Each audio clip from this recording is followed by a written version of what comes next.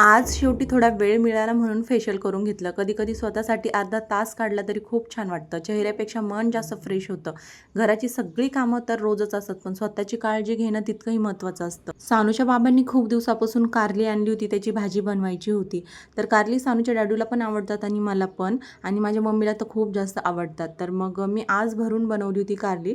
अगोदर शिजून घेतलेलं होतं, त्यानंतर त्यांना मसाला भरून फ्राय केलेलं होतं. तर तर इकडे चालली होती माझी थोडीशी साफसफाई, कारण माझ्या सानूचा बड्डे आहे उद्या, त्यामुळे मी थोडंसं घर वगैरे थोडंसं क्लीन करून घेतलेलं होतं.